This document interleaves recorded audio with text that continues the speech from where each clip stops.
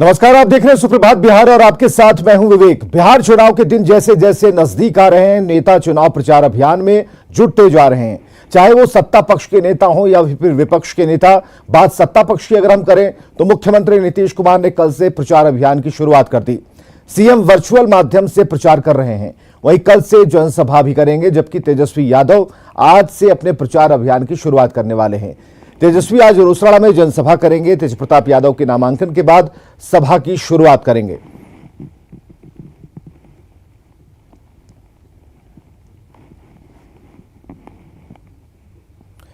तो आज मुख्यमंत्री 24 विधानसभा क्षेत्रों के लोगों के साथ निश्चय संवाद करेंगे और इसके लिए 2 समय तय हैं, पहले 11 बजे, वहीं दूसरा 4 बजे। और आज 11 बजे चुनावी संवाद में नीतीश मोकामा, मसौढ़ी, पालीगंज, कुर्था, जहानाबाद, घोसी, संदेश, अगियाव, जगदीशपुर, डुमराव और राजपुर में चुनावी संवाद करेंगे।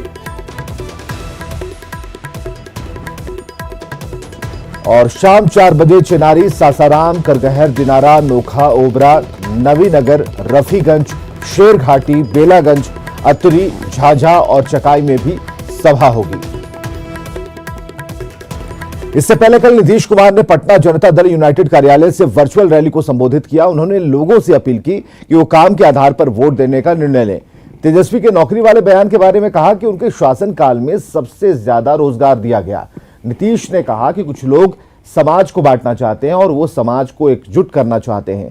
नीतीश कुमार ने आरजेडी पर निशाना साधते हुए कहा कि कुछ लोग अल्पसंख्यकों का वोट ले लेते हैं लेकिन कुछ करते नहीं। नीतीश कुमार ने 1989 में हुए भागलपुर दंगा का जिक्र किया और साथ ही लालू राबड़ी राज के 15 साल के शासनकाल पर नीतीश कुमार ने तंज कसा। के लिए लोग बात करते हैं, वोट ले लेते हैं, लेकिन जरा बताइए 89-90 में भागलपुर में जो दंगा हुआ था तो क्या किया था इन लोगों ने? लोगों के लिए कुछ किया था? क्या हुआ था? जब हम लोगों को काम करने का मौका मिला 2005 में, हमने दोबारा आयोग बना करके जांच कराया और उसका साथ से ही हम लोगों ने क्या करना, सबको जो सहायता देने का काम हम लोगों ने शुरू किया, मुआवजा दिया, सबको पेंशन दे रहे हैं जो पीड़ित परिवार है। 2500 रुपया प्रति माह देते थे, उसको बढ़ा करके 13 में 5000 रुपया कर दिया। तो एक एक काम हम करते हैं, हम वोट की चिंता नहीं करते हैं। सेवा ही हमारा धर्म है, सबकी सेवा करते हैं, किसी के साथ कोई अन्याय हो। और हमने शुरू में कह दिया किसी तरह से न हम क्राइम बर्दाश्त कर सकते हैं, न करप्शन बर्दाश्त कर सकते हैं, न कम्युनलिज्म।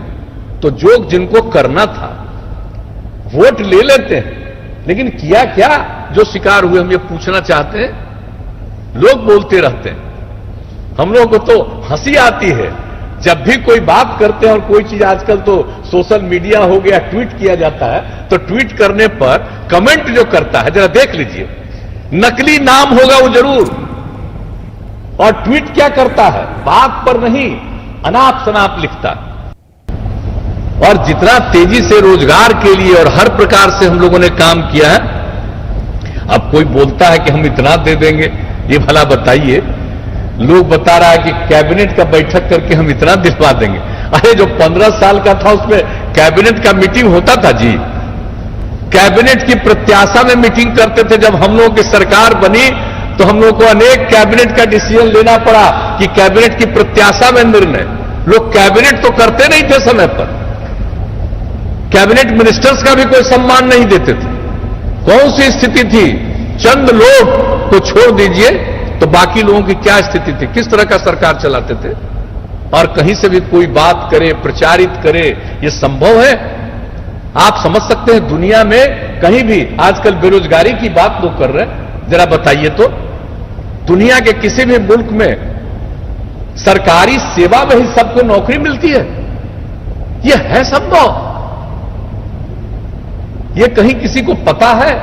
लेकिन इस तरह की बात करेंगे, इसलिए हम लोगों को कहेंगे सचेत रहिए, हम लोग एक एक काम कर रहे हैं। और इधर डिप्टी सीएम सुशील कुमार मोदी ने नवादा के वारसलीगंज में एनडीए उम्मीदवार अरुणा देवी के लिए प्रचार किया और 15 साल बनाम 15 साल के शासन का मुद्दा उठाया। सुशील मोदी ने नीतीश सरकार के विकास की चर्चा की, लोगों से एनडीए को वोट देने की अपील की। अरे मोबाइल भैया हटाइए, ऐसा पीछे कीजिए। जो कुकर्मी की बात अभी हमारे बड़े भाई पिछले एक बार नरेंद्र मोदी के आशीर्वाद मुख्यमंत्री बनेंगे, भाजपा नेतृत्व की सरकार बनेगी, और जो बचाव का काम है उसको 1 साल के अंदर हम पूरा करने का काम करेंगे। और अपने लिए 45 साल में ज्यादा काम हुआ या 15 साल में ज्यादा काम हुआ या हमारे 15 साल में ज्यादा काम हुआ, मगर लगता है कि एनडीए के 15 साल में ज्यादा काम हुआ तो फिर वो पकड़ने बनेंगे। और वहीं बिहार बीजेपी प्रभारी ने आरजेडी पर निशाना साधा। भूपेंद्र यादव ने कहा कि इस बार चुनाव का नतीजा पिछले चुनाव से अलग होगा और 3/4 बहुमत से एनडीए की सरकार बनेगी। भूपेंद्र यादव ने बांका में चुनावी सभा में ये बात कही और उन्होंने कहा कि महागठबंधन दलितों, पिछड़ों और आदिवासियों को छोड़कर माओवादियों का साथ ले रहा है। कि वो कौन सी मजबूरी है कि आरजेडी ने महादलित, पिछड़ा, अति पिछड़ा और ट्राइबल को तो धोखा दिया, और माओवादी जो उग्रवादी है, मार्क्सवादी लेनिनिस्ट जो लोग हैं, मेरे ख्याल से यहाँ पे भी एक समय ऐसा प्रभाव था कि लोग रात को घरों से नहीं निकला करते। उन माओवादी लेनिनवादी शक्तियों को लेकर के ये बिहार में कौन सा विकास का रास्ता अपनाने वाले हैं, मेरी इनको चुनौती है कि बिहार में लोकतंत्र की जिस रफ्तार को नीतीश जी के नेतृत्व में 15 सालों से हमने आगे बढ़ाया है, लोग लोकतंत्र के लिए वोट देंगे, इसीलिए एनडीए को वोट देंगे और एनडीए 3/4 बहुमत से जीतेगी। इधर जेडीयू के कार्यकारी अध्यक्ष अशोक चौधरी ने कहा कि बिहार में वोट नीतीश के चेहरे के साथ राज्य सरकार और केंद्र सरकार के काम पर होगा। उन्होंने कहा कि एनडीए पूरी तरह एकजुट है और कितनी पार्टियां चुनाव लड़ रही हैं इससे कोई फर्क नहीं पड़ता। उनका इशारा एलजेपी की तरफ था। अशोक चौधरी पार्टी प्रत्याशी अरुण मांझी के नामांकन के मौके पर फुलवारी शरीफ पहुंचे थे। मुकेश सहनी जी के वीआईपी भारतीय जनता पार्टी और जदयू का है, और हम लोग चुनाव मजबूती से लड़ रहे हैं और 200 से ज़्यादा सीट जीत कर आएंगे। किसी के साथ रहने नहीं रहने से हम लोगों को कोई फर्क नहीं पड़ता है, कोई उम्मीदवार दे न दे उससे भी हमें कोई फर्क नहीं है। ये नीतीश कुमार का बिहार में क्रेडिबल चेहरा है, नीतीश कुमार पर लोगों को भरोसा है, इसीलिए नीतीश कुमार के चेहरे पर वोट होगा। और नरेंद्र मोदी जी हमारे प्रधानमंत्री हैं, इन दोनों की जोड़ी बिहार को आगे ले जा रही है। और बीजेपी ने बागी नेताओं पर नकेल कसना शुरू कर दिया है। एनडीए प्रत्याशी के खिलाफ चुनाव लड़ने वालों पर कार्रवाई की गई है।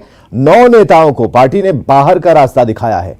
सभी नेताओं को 6 साल के लिए बीजेपी से निकाल दिया गया है। इसमें राजेंद्र सिंह, रामेश्वर चौरसिया, उषा विद्यार्थी, रविंद्र यादव, श्वेता सिंह, इंदु कश्यप, अनिल कुमार, मृणाल शेखर और अजय प्रताप शामिल हैं। बीजेपी के राष्ट्रीय मीडिया प्रभारी संजय मयूख ने यह जानकारी दी। उन्होंने कहा कि प्रदेश अध्यक्ष संजय जायसवाल ने कार्रवाई की है।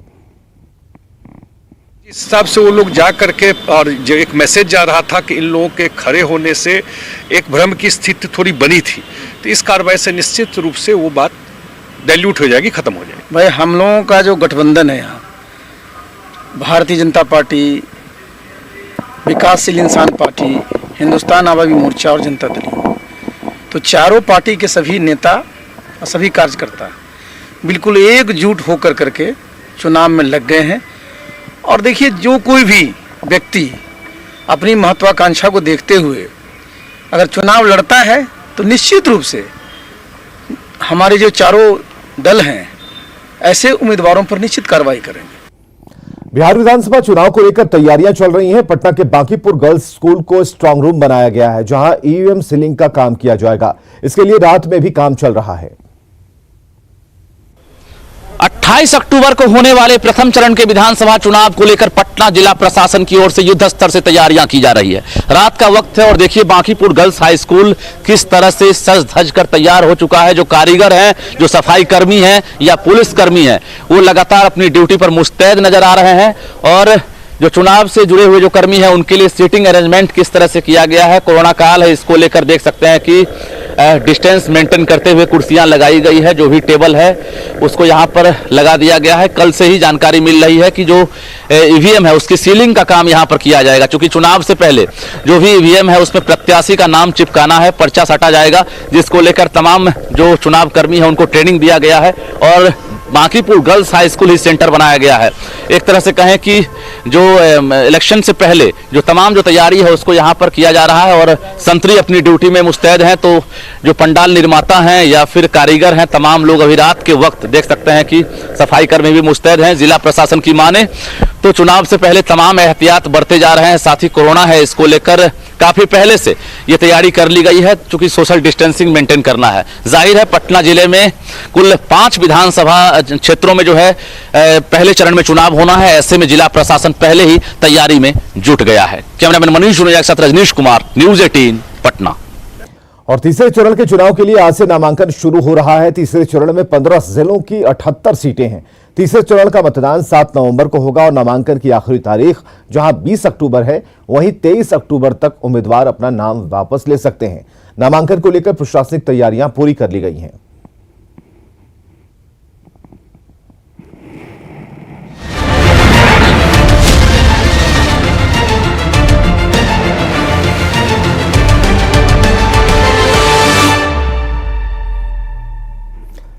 बिहार सरकार के पिछड़ा एवं अति पिछड़ा मंत्री विनोद सिंह का आज अंतिम संस्कार होगा। कल रात उनके पार्थिव शरीर को दिल्ली से पटना लाया गया। एयरपोर्ट से पार्थिव शरीर विधानसभा पहुंचा, जहां CM Nitish Kumar, deputy CM Sushil Modi, केंद्रीय मंत्री अश्विनी चौबे, उनके साथ कई मंत्रियों ने उन्हें श्रद्धांजलि दी। विधानसभा के बाद पार्थिव शरीर बीजेपी कार्यालय लाया गया, जहां बड़ी संख्या में मौजूद कार्यकर्ताओं ने विनोद सिंह अमर रहे के नारे लगाए। बीजेपी नेताओं ने विनोद सिंह के निधन पर दुख जताते हुए इसे बिहार के लिए बड़ी क्षति बताया। लड़का और जो हमारा सीमांचल का इलाका है उसमें बहुत जबरदस्त प्रभाव था। तो हम सब लोग दुखी हैं, इतने कम उम्र में हम लोग के बीच से चला गया। तो पूरी पार्टी और पूरे बिहार के लोग स्तब्ध हैं। पार्टी के समर्पित सिपाही को खोया है, ये पार्टी के लिए बहुत बड़ी क्षति है। उनका असमय चला जाना और इस उम्र में चला जाना, ये हम सब के लिए दुखदाई है और हम पूरी संवेदना के साथ श्रद्धांजलि व्यक्त करते हैं। भाजपा मर्माहत है, जिस तरह से सीमांचल से उनका संबंध विद्यार्थी परिषद से लेकर के अभी तक सभी भाजपा के कार्यों में आगे करना और इस तरह से कोरोना के कारण चले जाएंगे, इसके लिए पूरा बिहार भाजपा भी दुखी है और पूरे बिहार की जनता आज मर्माहत है कि इस इतने कम उम्र में इतनी ऊंचाई पहुंचने के बाद इस तरह से आकस्मिक चला जाना बहुत ही दुखद स्थिति है। खबर है दरभंगा से, जहां पुलिस ने 11 साल के बच्चे पर चुनाव में गड़बड़ी की आशंका के मद्देनजर कार्रवाई की। उससे 50,000 का बॉन्ड भरवाया गया। जब मामला आगे बढ़ा, एसएसपी ने दोषी पुलिसकर्मियों के खिलाफ कार्रवाई की बात कही। मामला बहादुरपुर प्रखंड का है, जहां चौथी के छात्र को 107 का नोटिस तामील कर दिया गया। बच्चा खुद नोटिस लेकर थाने पहुंचा, लेकिन कोई उसकी बात सुनने को तैयार नहीं हुआ। बॉन्ड भरने के बाद ही उसे राहत मिली। बच्चे की मां ने बताया कि थाने से चौकीदार के हाथों एक नोटिस भेजा गया था, जिसमें बच्चे पर बूथ लूटने के साथ चुनाव में गड़बड़ी का आरोप लगाया गया है। कल शाम में चौकीदार के यहाँ से तो नोटिस मिला है, जो बूथ लूटने का अभी में संबंध में दिया गया था। ये बताए 8 साल 9 साल का मेरा बेटा है, उसका भी नाम उसमें दिया गया। निरोधात्मक कार्रवाई के लिए समर्पित की गई है। उसमें एक क्लास 4 में पढ़ने वाले एक बच्चे का नाम भी है। तो इसकी हम लोग जांच करा रहे हैं और अगर ये बात सही पाई जाएगी तो संबंधित एसएचओ की जिम्मेदारी तय की जाएगी और उसमें कड़ी अनुशासनिक कार्रवाई की जाएगी। तो इसमें जिम्मेदारी तय की जाएगी और जो संबंधित पदाधिकारी है और एसएचओ है उनके विरुद्ध कड़ी अनुशासनिक कार्रवाई की जाएगी। इधर कैमूर के मोहनिया में जमीन विवाद को लेकर 2 पक्ष आपस में भिड़ गए। इस दौरान जमकर लाठी और डंडे चले, जिसमें एक महिला समेत 4 लोग घायल हो गए हैं। गंभीर रूप से जख्मी 2 लोगों को इलाज के लिए वाराणसी रेफर किया गया। मामला कोर्ट में था और फैसला आने के बाद जब घर बनाया जा रहा था तो दूसरे पक्ष ने इसे रोका और इसके बाद मारपीट शुरू हो गई।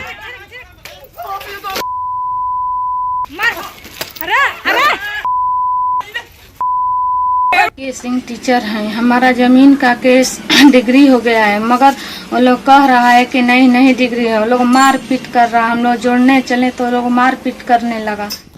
और बक्सर में महिला के साथ हुए दुष्कर्म और बच्चे की मौत मामले की जांच खुद एसपी नीरज सिंह कर रहे हैं। मामला मुरार थाना क्षेत्र का है, जहां पुलिस को आहार में फेंकी हुई युवती अपने बच्चे के साथ मिली थी, जिसमें बच्चे की मौत हो गई थी। परिजनों ने मुरार थाने में लिखित शिकायत दर्ज कराई है, जिसके आधार पर पुलिस ने मामले की जांच शुरू कर दी। वो लेडी डॉक्टर का कमेटी बना हुआ है, वो लोग उसका जांच कर करके उसका रिपोर्ट तैयार कर रही है। रिपोर्ट आ जाने के बाद डिक्लेयर कर दिया जाएगा। सब जांच कमेटी में कितने डॉक्टर? 2 डॉक्टर रहेंगे, दोनों लेडी डॉक्टर हैं। वो लोग अपना जांच कर करके रिपोर्ट अपना तैयार करके दे देंगे। रोगी शारीरिक रूप से ठीक है, मानसिक रूप से थोड़ी विक्षिप्त है, थोड़ा सा तकलीफ है उसको, क्योंकि उसके बच्चे ने एक्सपायर किया है, इसी के कारण वो ज़्यादा तकलीफ में है। इलाज की पूरी व्यवस्था उसकी की गई है, कहीं किसी तरीके से कोई दिक्कत नहीं है। इधर भागलपुर के बुधुचक में एक ही गांव के 3 बच्चों का शव सड़क किनारे बने गड्ढे में मिलने से मातम का माहौल है। किशनपुर दास गांव के 3 बच्चे रविवार शाम से ही लापता थे और उनका शव गड्ढे में मिलने से सनसनी फैल गई। बाढ़ के कारण पहले ही विस्थापन का दर्द झेल रहा परिवार अब अपने बच्चों की मौत से टूट गया है। परिवार वालों का आरोप है कि बच्चों की हत्या कर शव को गड्ढे में फेंका गया है। घटना के बाद कई नेता पीड़ित परिवार वालों से मिलने भी पहुंचे। हमरा बेटा को न ले चला गला सकली पर गेला, हमरा बेटा को न मारी का फेंकी देल खान बाबू पानी में डूबी के नाम बरला चन बाबू हमरा बेटा मार दिया है। बेटा को मारी खून चुनत बाबू चला फेंका बाबू इतना कर मत गिरा। खबरें लगातार जारी हैं, आप बने रहिए हमारे साथ।